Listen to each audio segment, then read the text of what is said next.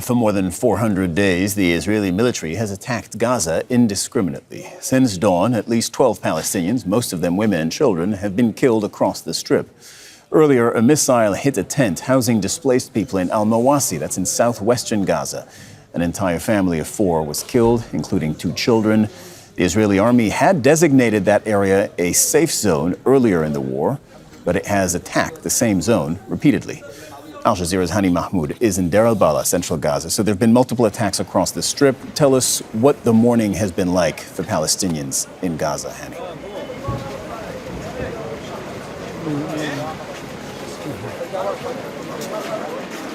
So it has been a very rough morning for people trapped in northern part of the Strip. But this is not the whole story. It's not only northern Gaza that's being bombed relentlessly. Just the past a few minutes, this area behind me in the hospital was filled with a larger crowd of people who were following the ambulance and the civilian car that had brought casualties to Al-Aqsa hospital after what seems to be a drone missiles fired on a group of people near a grocery shop in a Nusayrat refugee camp. It's an area that is filled with many of the streets vendors and the shops, and people were simply on their way to pick up what they need for from whatever they find in the market and they need for the day. 2 people reported killed. That's a woman. As I'm getting a confirmation now that there are 4 people, including a woman and a teenage boy, and 2 other people who were hit by the flying shrapnel as they were walking by the streets in that area. This is the situation in Al-Aqsa hospital. The large crowd that you see behind me here, again, these are the people who followed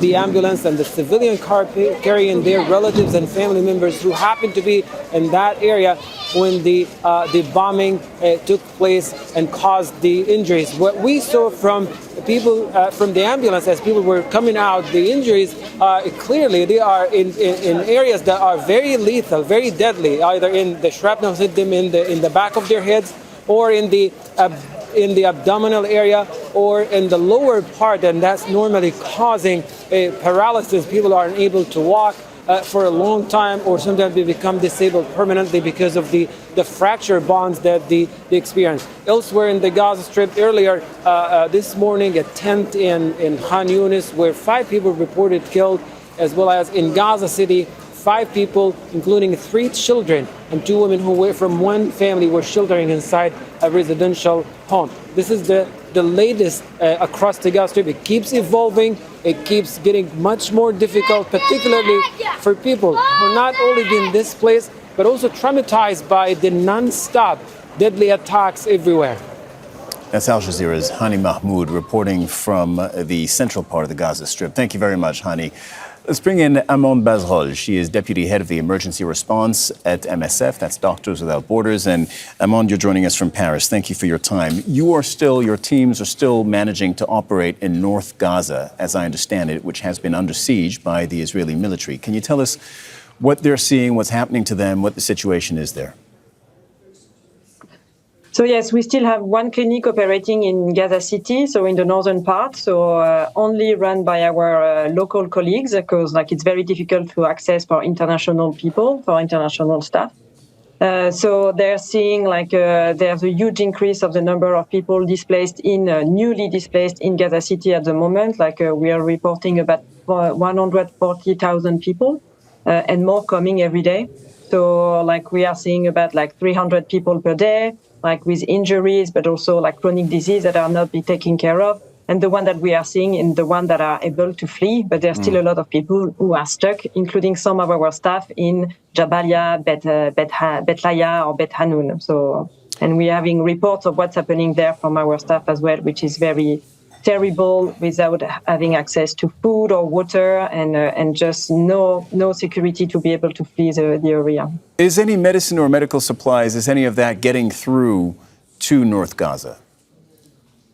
Very little, a drop in the ocean compared to the needs, and just to Gaza City, it's very difficult to give some support to the few hospitals that are not running because they've been under attack, but are still managing, because regardless, there's still a lot of patients who are arriving, for Al-Auda Hospital in Jabalia, they're talking about 30 patients per day. Our staff is next to Kamal Adwan Hospital that was raided by the Israelis and is still under heavy fire at the moment. And so the people have no other location to go, and there's very little that the WHO or the ICRC are able to provide. We are still having some supply for our clinic, but we're going to run short very quickly because it's like 250% or 300% of the activity that we see before. Now, a couple of weeks ago, the UN had put out a report saying Israel was deliberately targeting not just health facilities, but also health teams. Is that still what you're seeing? And I understand that you have, I believe you alluded to this, a member of your staff who has been detained, and you have no news of where he is or what's happened to him? We haven't been able to have access to him, and he was in Kamala, supporting in Kamala Adwan, because people are just trying to help where they are.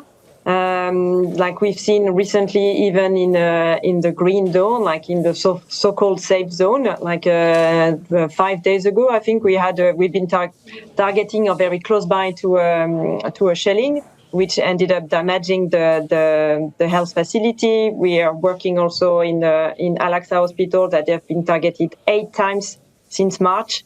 So, like we can see that there's no safe place, but even the health facility are definitely not safe, and they are very much targeted, and especially when they're under fire. Like at the moment, the 3 hospitals in the northern Gaza are completely cut off. They have no access to anything, and there's no. And as I said earlier, the staff, the male staff, has been screened and detained, and among them one of our colleagues, indeed. Yeah, and they're providing health while under fire. Amande Bazerolle, Deputy Head of the Emergency Response at Doctors Without Borders. Thank you very much. Make sure to subscribe to our channel to get the latest news from Al Jazeera.